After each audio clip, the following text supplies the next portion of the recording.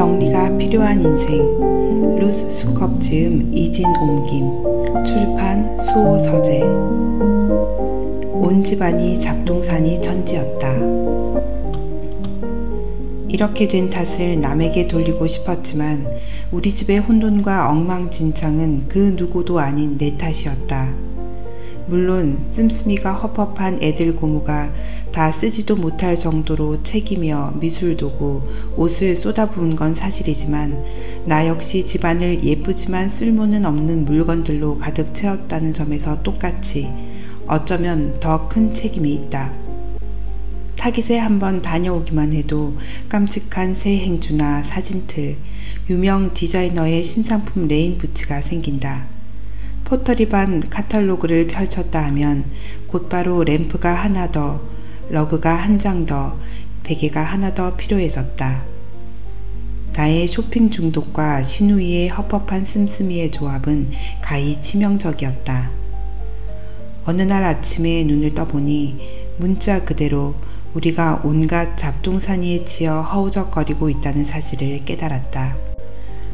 나는 우리의 삶에 일어난 이 혼란을 제거하겠다는 사명감으로 그동안 축적해온 넘쳐나는 물건들을 처분하기 시작했지만 진행이 더디었다. 우리 집은 쓰레기로 가득 찬 것이 아니었다. 정말 예쁘지만 꼭 필요하지 않은 물건들이 가장자리까지 찰랑거리고 있었다. 부러지거나 손상되었거나 오래되었거나 허접한 물건들을 처분하기는 쉬웠지만 아직 쓸모가 있고 가치가 있는 물건들을 처분하는 것을 정당화하기가 어려웠다. 낭비 같았다. 몇 달에 걸쳐서 나는 서서히 딸들의 장난감 속에서 잡초를 뽑기 시작했고 실제로 가지고 놀았던 것들과 아이들의 상상력을 자극했던 것들만 남겨두려고 노력했다. 그렇게 했는데도 아이들이 여전히 너무 많은 물건을 갖고 있다는 경고등이 켜져 있었다. 어느 주말 우리는 아이들을 데리고 올랜도의 파충류 공원에 갔다. 구경을 하고 나서 다운타운 디즈니에 위치한 공룡을 소재로 한 레스토랑에서 저녁 식사를 하면 좋겠다는 생각이 들었다. 테이블로 안내되기를 기다리고 있는데 6살 매기가 선물가게 안에 있는 공룡 만들기 코너를 가리키면서 들어가자고 졸랐다. 우리는 안 된다고 했지만 그때부터 매기는 그것 말고는 아무것도 머리에 들어오지 않은 것 같았다. 매기는 맛있는 식사를 하는 내내 유성우와 움직이는 공룡쇼에 둘러싸여 있었는데도 눈앞에 펼쳐진 놀라운 공연에 집중하지 못하고 자신이 갖지 못한 한 가지만 생각하고 있었다. 매기는 퉁퉁 부어 심술을 부리느라 공연을 즐기지 못했다. 집으로 오는 3시간 동안 재미있는 것들을 마음껏 즐기지 못했던 매기 때문에 걱정이 된 우리는 그날 본 멋진 것들에 대해 이야기했다. 우리가 가장 좋아하는 파충류 이야기도 했고 애니가 보아뱀을 3번이나 만지고 싶어 했고 심지어 보아뱀에게 키스까지 했을 때 얼마나 재밌었는지 이야기했다. 집으로 돌아왔을 때 공룡 만들기는 이미 잊혀졌다. 적어도 그 아이한테는. 그러나 우린 여전히 걱정이 되었다. 그 뒤로 몇 주 동안 척과 나는 만족할 줄 모르는 큰딸의 성향을 어떻게 다스려야 할지 많은 이야기를 나누었다. 그러던 어느 날 아침 올랜도에 다녀오고 나서 몇 주 후 내가 우리의 삶을 단순하게 만들기로 결심한 지 6개월 뒤 나는 아이들의 장난감을 전부 다 내다 버리겠다는 다소 충동적인 결단을 내었다. 나는 아이들에게 반복해서 경고했다. 장난감을 제대로 정돈해 놓지 않으면 장난감이 없어질 거라고. 통제불능 수준의 엄청난 혼란을 정리하라고 요구한 게 아니었다. 불과 이틀 전 아이들 방을 정리했고 바닥에 뒹구는 장난감들을 분류표가 붙은 바구니에 집어넣기만 하면 되었다. 장난감을 정리해달라고 여러 차례 부탁한 뒤 마침내 더 이상은 안 되겠다는 생각이 들었다. 나는 설득하기를 포기하고 전부 다 치워버렸다. 있는 대로 화가 났고 지긋지긋했고 그래서 침착하게 장난감 한두 개를 내다 버린 게 아니라 싹 다 치웠다.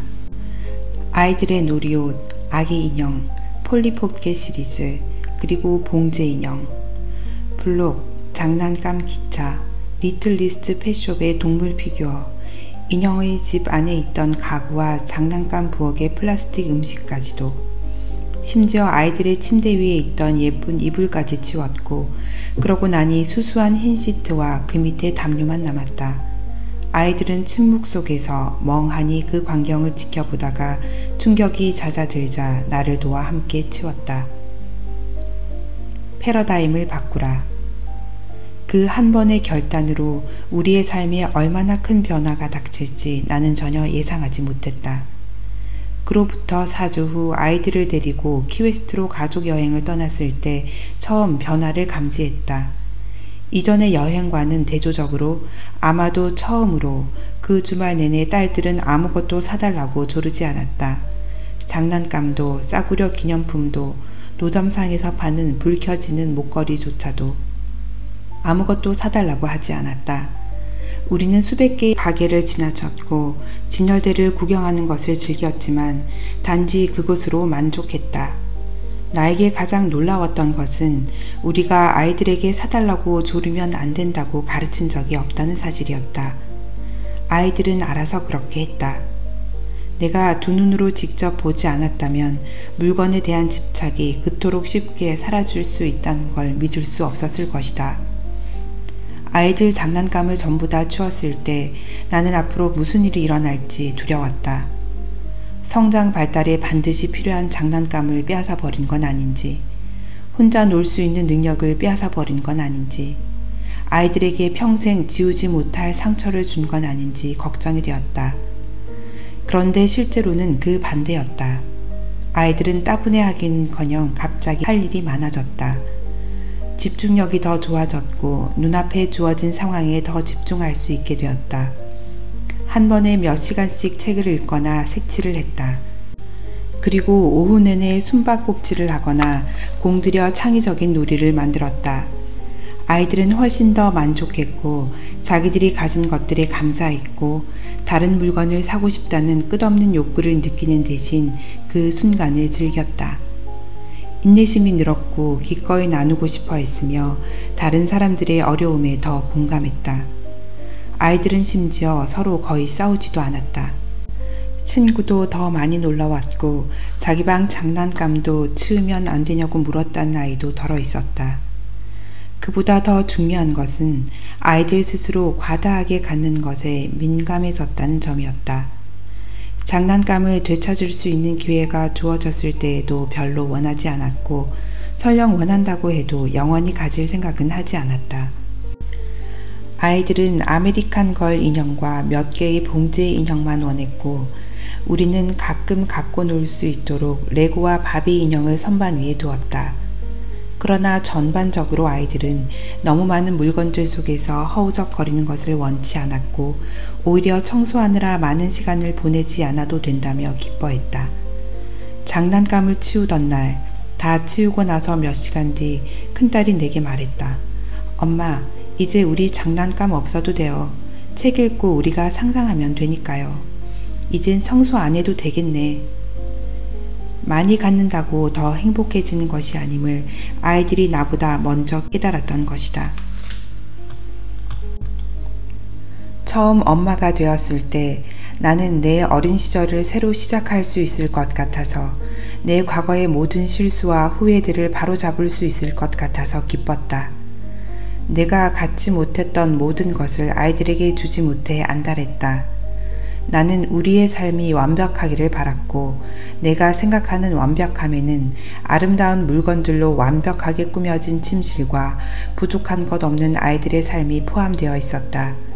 나는 온갖 물건들을 쏟아붓는 것을 아이들을 행복하게 해주는 것과 동일시했다. 그것은 소비 중심의 문화 속에서 태어나는 그 순간부터 우리의 머릿속에 주입되는 메시지였다. 다 거짓말이다. 따분하거나 불행할 때면 단지 그 공허함을 메우기 위해 물건을 사는 때가 너무도 많았다. 나는 다운사이징이나 소박한 삶에 대해 과잉의 삶을 중단하는 것에 자주 이야기하면서도 여전히 심지어는 지금도 좀 더 사고 싶은 욕망을 억누르지 못한다. 나는 세일이라고, 이 정도면 진짜 착한 가격이라고, 꼭 필요한 물건이라고, 내가 열심히 일했으니까 이 정도는 사도 된다고 나의 소비를 정당화한다. 그러나 실제로는 그보다 훨씬 더 뿌리 깊은 문제를 해결하기 위해 물건을 산 것이다. 물질은 그 자체만으로는 나쁜 것도 위험한 것도 아니지만 우리가 가지고 있는 것만으로는 충분치 않다고 끊임없이 속삭이는 세상에서 물질에 대한 사랑은 우리를 단숨에 집어삼킬 수 있다.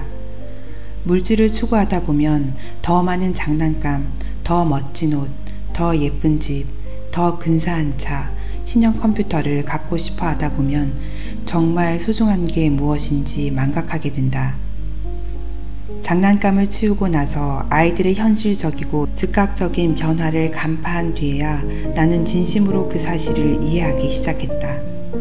내가 아이들에게 가르치려던 것은 사실 아이들이 내게 가르쳐 준 것이었고 내가 아주 오래전에 배웠어야 할 교훈이었다. 덜 갖는 것이야말로 더 큰 기쁨이다.